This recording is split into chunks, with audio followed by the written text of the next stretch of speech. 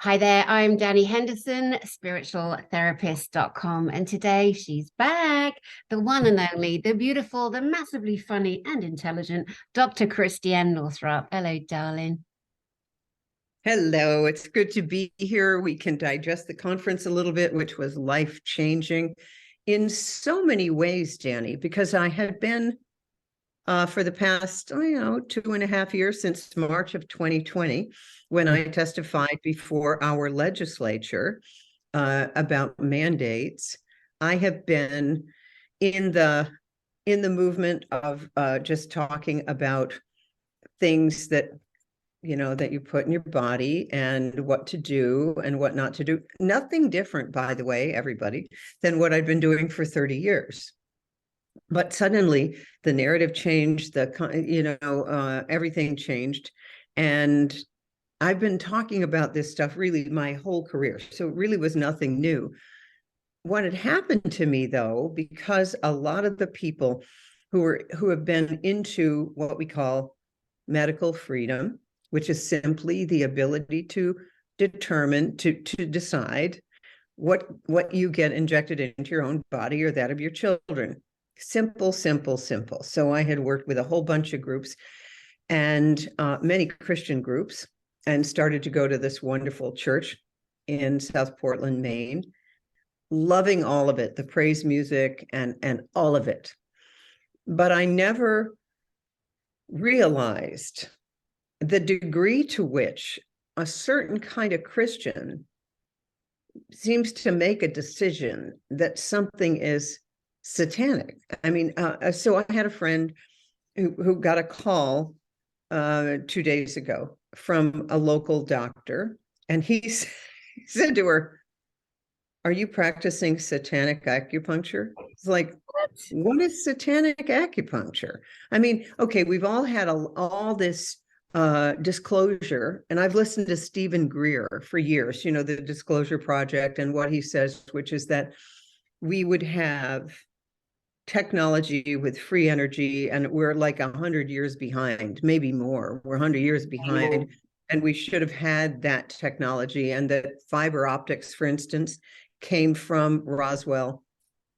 Other stuff came from other places, and that we're just behind where we should be, that humans are, we've learned that repeatedly we're back in the dark ages again, and back in the dark ages again, and back in the dark ages. Now, long ago, I read Barbara Marciniak's book about the Pleiadians, or about the whatever, but it's the bringers of the dawn. And I always related to it. And the other one was Return of the Bird Tribes.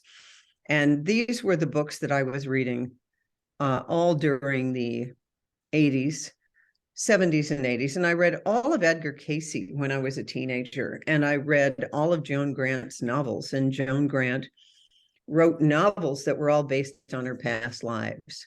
So the one I remember the most was Winged Pharaoh. And it was her life as a pharaoh in Egypt, and how you got that, the wings that were associated with that. I don't know if it was on the headdress or where it was, but that was from being, buried alive for 3 days. And then they, that was the initiation, and they dug you up. And if you were alive, I guess you were a winged pharaoh. I don't know what, but I remember that at the end of that, when I did my residency in OBGYN, I thought, oh, okay, this is the buried alive part. And if we can make it through here, we will have earned our wings.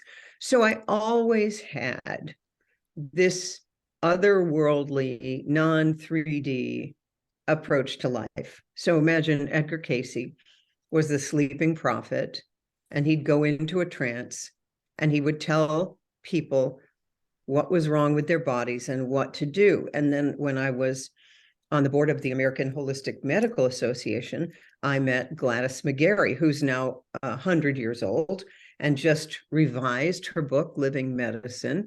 And Gladys worked with the Association for Research and Enlightenment in Virginia Beach, and that's the Edgar Cayce Foundation. So I was using castor oil packs and the Cayce remedies and all that forever and ever on men. And I remember reading Barbara Marciniak's thing about the bringers of the dawn. Who were the bringers of the dawn? Well, she said, we are renegades. We are system busters. And we come in to when an area has been in tyranny, and we come in to keep the lights on, as Daniel Brinkley said, and he's been dead 3 times. Daniel is funny as anything. And he said, well, every now and again, things get rough down there. And some of us son of a bitches up here are dumb enough to go down there to keep the lights on. So, Yeah. I mean, and you know, I was talking with Alex Collier, and he said, this was a very hard mission. And if I had known how hard it was going to be, I don't think that I would have said yes. But I've known from a really, really young age that I needed to do this right, this lifetime right, or I'd have to come back and do it over again, and it would be harder. I somehow had an inner knowing about the laws of karma, that we better do it right. Now, interestingly enough, way back, you remember when Whitley Strieber wrote that book, Communion, and it had on the cover this ET face, you know, the kind with the big eyes and the little face, and it's a little scary.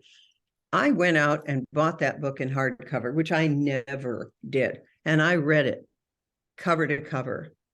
And then I would hear from people. There's a woman up in Camden who was, you know, taken up and experimented on. And I'm mentioning these things today. When I go anywhere, I say that I went to this galactic conference and we heard from people who had been taken up in ships. Some experimented on, some had wonderful experiences, but there are negative and positive ETs, and you cannot understand the current situation on Earth without understanding the extraterrestrial component.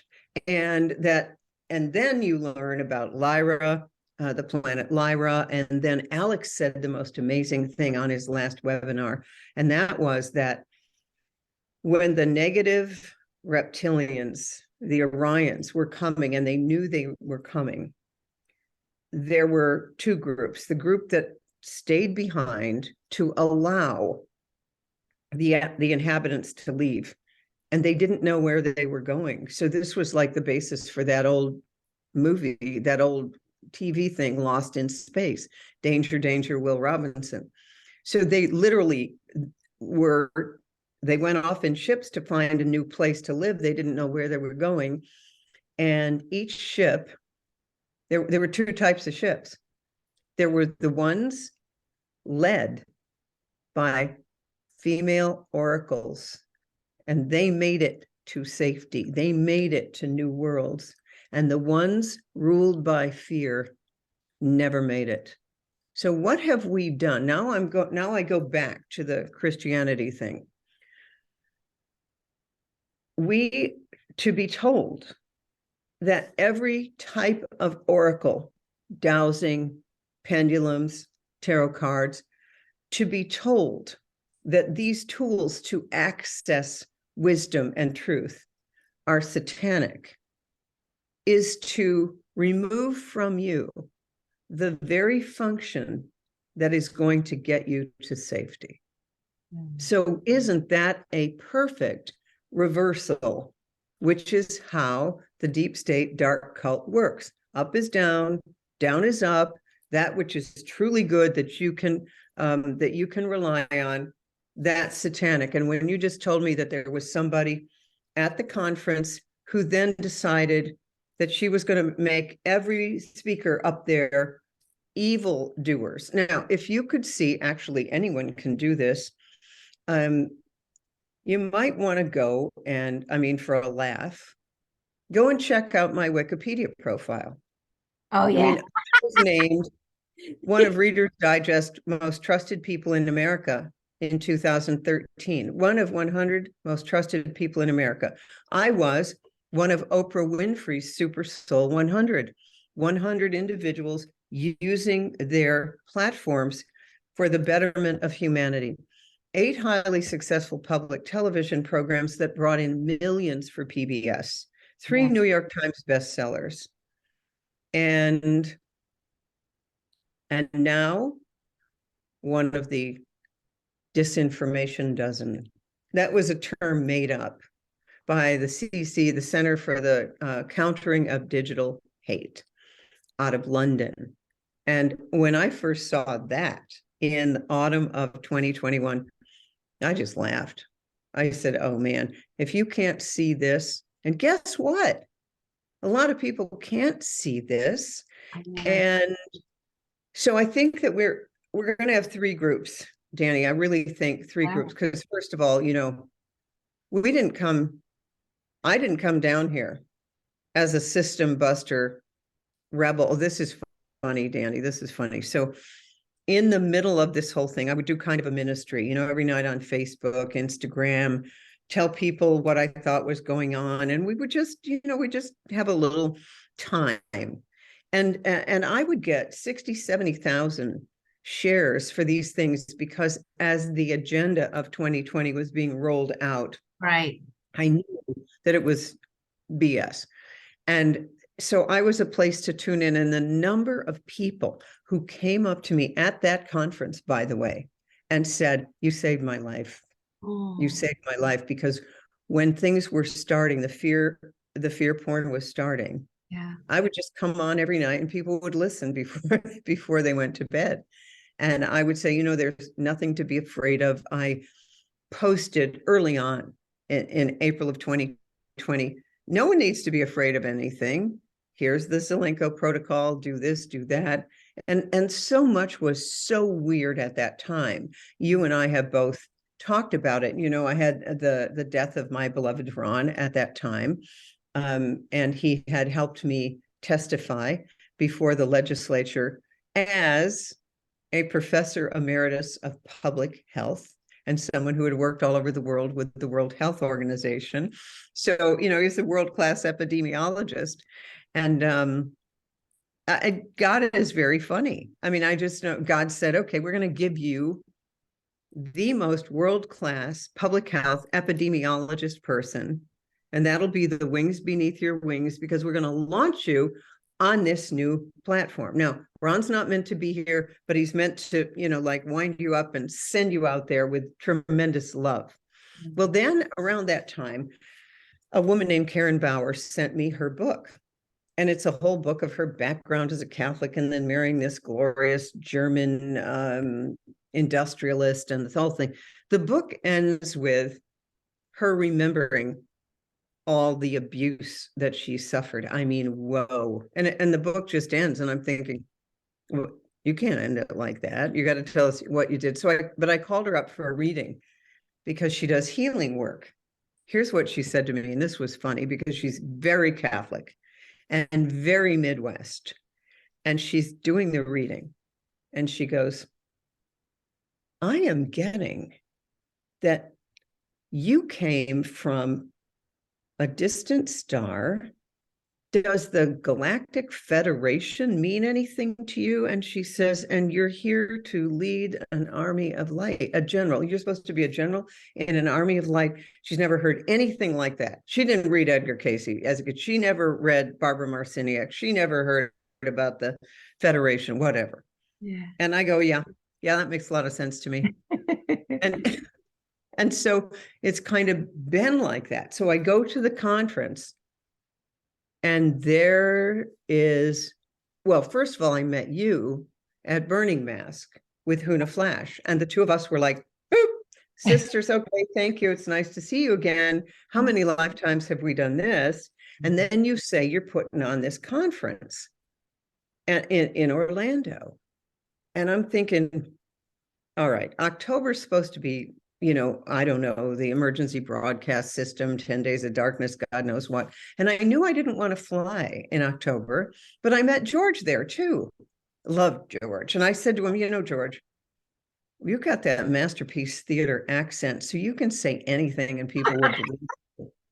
And, and he was totally on our side, and he wasn't all woke and, all of the rest of it. But he also plays the piano brilliantly. He's a brilliant artist. He's an incredible sound healer. The guy is amazing. So I said, you need to come up to Maine. So he came up to Maine. And then later, he says to me, well, we should probably go to that. I can drive. I thought, you would drive to Florida? Oh, yeah, I would drive to Florida. I've got this big truck, and then he would tell me, that I was part of the whatever, I'm good with maps, and I really like to drive, and and I have petrol in the back, and I've got these British candies called Crunchies, by the way, that I just discovered. Please. And so George comes, and he picks me up, and then all the way down to Florida, we stayed with the most incredible people, the most incredible healers, the most incredible artists. This woman who imports shungite from Russia, Marina, and those products are available from modernom.com. Incredible. She's just incredible. Other people along the way. We were in Chapel Hill, right down the road from Ralph Barrick, who invented this little bioweaponry thing. Went to a crystal shop, and she did crystal healings on us. And the whole thing was divinely. And then we arrive in Florida, and there you are, looking like $1 million. Let's just say you are one hot chick there on the stage. You were orchestrating that. You had the right music, the right people. But to meet those people who I never knew about, I had been listening to Alex a bit, but I did not know Tony Rodrigue. I didn't know Jean-Charles Moyen. Elena, I had sort of been introduced to. But the way you orchestrated it, when you said, I know how to put on a party. A good party is always produced. And that thing was produced so beautifully, like the walk-in music. It was produced like it was a Broadway show. And, with that is not easy to do. The way you pulled that off, I've been to a million conferences. That was as good as anything that I have ever been had the pleasure of being at. And now going to the bathroom was always a photo op, because I had all these people, who knew me, and thank you. And so, but what was so interesting, it wasn't like the old days where I wouldn't have been able to go to the ladies' room with a group from the audience if my life depended on it, because I would still be in there. People asking me about this, that. Only one person in that whole conference came up to me at lunch to get me to give her advice on how to adjust her hormones. One out of 900 people. What I got instead were, thank you. Thank you for standing up, to give me the strength to stand up. That's what I got. So this group, as you know, I worked a lot with Hay House and all of that for years, and I loved them. But when this thing happened, both Hay House and Random House, my publishers, were unable to continue to promote my work because the hate that they received from the audience was so great that they couldn't promote anything. This is after years. And really, they said it was too painful for customer service, because after I was vilified and all of the rest of it, most people just went away, like, oh, Northrup's lost her mind. She doesn't see that, there are people, family members, former family members, who actually believe that I am misleading people, that I have blood on my hands, that I am dangerous, when in fact the exact opposite is true. Yeah. But the audience for the Galactic Informers, Danny, that's a different audience. That's kind of Hay House plus. It's like it's the Hay House people who have evolved, and who can see it. It's not like this whole group of yoga teachers who sent their kids to Waldorf schools, and nothing but organic food ever touched their lips, and they never had an injection in their life. But then COVID comes along, and they are posting virtue signaling banners of themselves as though they are saving humanity. They got caught in a MK Ultra dopamine rush where, I mean, I watched them talk about how they received this and went into a euphoric state where they've never been sicker, but that shows you that it's working. It shows you the power of them. You can't even believe it. You can't even believe it. No, you can't. So even to this day, many of the medical people are clueless. But so to be around, let's just say, to be around 900 people, almost every single one of whom was fun to be with, who I would have gone out to dinner with. And my sister did. There were a couple that, you know, they went out to dinner with when we were at the speaker's dinner, and you invited me and George to the speaker's dinner. My sister and her husband went out with these other women, and they're having George come and do a conference for them down in Tampa. Yeah, in December. So, you know, we just made a fantastic, it's like the soul family gathering, the soul family reunion. Thank you so much for saying that. And you, as somebody who's been in the public eye, global public eye, as a foremost leader in medicine, in feminine gynecology, and so much more, as a global author, as somebody who was on, you know, the big shows, the big Oprah shows, and was one of America's 100 most trusted people on the planet, the planet. And then you suddenly continue telling the truth and questioning ingredients in medicine, and then suddenly you're a friggin' conspiracy theorist. I mean, shame on them all. They will all be handled, but who's got time for that? They're in the rear view mirror right now. But for you to say, at the level that you've been, that you've operated, knowing that you've been attacked by everyone who said they love you in the public forum, not everyone, but a lot of people who said, love you, Dr. Christiane, love you, then, oh my God, she's crazy, run the other way. How quickly the MK Ultra can literally change the mind, a view of a human being. They are all virtue signaling, all of them, in whatever way, you know, in whatever way. And some did things that they're now regressing. That's okay too. There's a handling for that too. There's a loving, there's a kindness, there's technology, there's sound frequency, there's things happening there. And I, you know, those that have regret, you know, buyer's remorse, as it were, you know, we pass no judgment on them. Of course, it's all going to be what it's going to be. But for you, someone coming from such a highly evolved place, and as such an important medical person and thinker and brain and mind on our planet, they can look at that audience of over 900 people that came to the Galactic and Spiritual Informers Conference. The reason I named it that, I named it Galactic and Spiritual. Yes. Informers connection, not conference, not convention, although of course it was a conference. That's the biggest global name we know to really, you know, distill down what that was. But connection for all of us to know the people on the stage were magnificent beyond. They were all long-term legends. They were all long-term experiences in their fields with an S. That's why they were hand selected. And yes, I did hand select them all. Yes, I did. You know, that conference was divine orchestration, not just because I decided to do it. It was a massive soul agreement, a soul consciousness agreement with every soul in that room, Christiane. Every soul that came, to the volunteers, to the people, the amount of stories, the struggling, the one woman soul, Trevor, who I'm interviewing, who's like the modern day Indiana Jones, Trevor Grassi. I cannot wait to interview him on Friday. I met him there. He sold land. A woman, Diane, who wanted to be a volunteer as well. She sold her car. Like, so many people sacrificed to be there.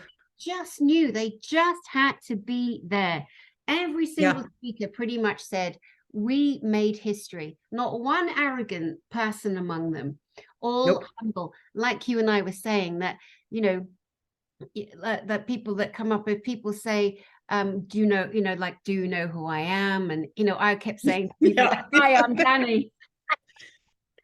They're like, yeah, we know. And like, not assuming they're at the conference. If I met them in one of the restaurants, you know, outside, but we went out for dinner with some of the speakers and our people, I'm like, oh, they might just be Laura's mates. I didn't know they're at the conference, because you can't see everyone. And I'm like, hi, I'm Danny. They're like, yeah, we're at the conference. I'm like, oh, again, never assume, because what does that do? Assume makes an ass out of you and of me. Do you remember when someone put that together, like that little saying, assume, ass out of you and an ass out of me? But there's so much. I made notes on everything you were sharing, because what we're doing, and what George Lewis and I, the lovely man you just mentioned who's staying with you right now, what we were doing yesterday on our broadcast is purposefully dropping as many books and tips and bodies of work and things, because people are starving hungry, to fill in all the places and the spaces, to be galactically and spiritually informed right now, like moving forward. You mentioned Alex Collier, of course. Tell me, Alex Collier, after 32 years of reporting on galactic happenings, on the satanics, on the corrupt governments, on everything corrupt on our planet, and you guys know each other, what was it like for you being a member of the audience and knowing how much that man has suffered and witnessing him receiving a Lifetime Achievement Award? What did it feel like for you? It was so moving. It was so moving, because that man, who has given so much, and by the way, is also an aeronautical engineer, which I did not know until we spoke about it, which means he can do stuff on planet Earth. It was, I'm sorry, I like a man with a tool belt, you know. It was so moving to see a man of that stature literally have to open up to receive all that love when he has taken so much shit. I mean, so it was so moving to see that level of greatness and humility at the same time. Because what's so great about Alex, that I love on his webinars or anywhere, he does not take shit from people. He does not. So it's not like he's a wuss. It's not like he's a pushover. However, it's literally like you have to relax and receive when you've been so pounded down, and most of them on that stage have been. And so to just receive the unconditional love, finally, the kind of thing that many, many pioneers like them never get to experience. They came down, you know, to be generals in an army of light. They came down, and on the other side, no one told them, okay, I know it seems like no big deal when you're up here, but let me tell you something. When you're in that meat suit down there and your family rejects you, or they get poisoned and whatever, it's not going to feel, you're going to forget. And so the amount of abuse that every single one of them put up with, and the stories they told, and yet, and I want the whole audience to know this, there's been a beautifully orchestrated disinformation campaign about everything having to do with extraterrestrials. I mean, if you look at Johnny Carson, that show, and Stephen Greer says the best way to hide all of this ET stuff is in plain sight. Mm-hmm. You hide it in plain sight, so that if anyone says anything about an extraterrestrial or an abduction or a sighting, is just make fun of them. Now, in my early days in medicine, when I was doing a lot with diet and macrobiotics and all that, my colleagues made relentless fun of me, just relentless, but I was included in the jokes, which was okay with me. I'll give you an example. So at a roast of the attending physicians as the residents are graduating, they'd bring up each attending physician and do some fun stuff, which I always enjoyed. And so they showed me doing a Leboyer gentle birth, and there's a receiving blanket. And then the next slide in the presentation is they've opened the blanket, and it's a bunch of fibroids on it that have been removed from the uterus surgically. And the caption was "another case of failed macrobiotics."